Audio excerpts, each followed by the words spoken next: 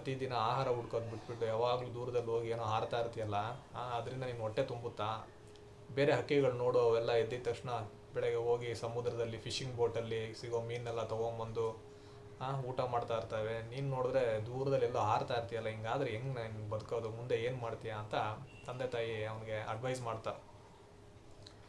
ಅವ್ರ ತಾಯಿ ಹೇಳ್ತಾರೆ, ನೋಡು ಈ ಹಾರಾಟ ಎಲ್ಲ ನಮ್ಮ ಥರ ಪಕ್ಷಿಗಳಿಗಲ್ಲ, ನಾವು ಅದೆಲ್ಲ ಬಂದ್ಬಿಟ್ಟು ಈ ಫ್ಯಾಲ್ಕನ್, ಹದ್ದು, ಗಿಡುಗ, ಅವುಗಳಿಗೆ, ಯಾಕಂದರೆ ಅವುಗಳಿಗೆ ಶಾರ್ಟ್ ವಿಂಗ್ಸ್ ಇರುತ್ತೆ, ಅವು ತುಂಬ ಎತ್ತರಕ್ಕೆ ಹಾರ್ಬೋದು, ವೇಗವಾಗಿ ಹಾರ್ಬೋದು. ನಾವು ಆ ಥರ ಅಲ್ಲ, ನಮ್ಮ ರೆಕ್ಕೆಗಳೆಲ್ಲ ತುಂಬ ಉದ್ದವಾಗಿದೆ, ನಮ್ಮದೇ ಆದ ಲಿಮಿಟೇಷನ್ಸ್ ಇದೆ, ಒಂದು ನಿಸರ್ಗ ನಮಗೆ ನೀಡಿರೋ ಒಂದು ಇತಿಮಿತಿಗಳಿದೆ.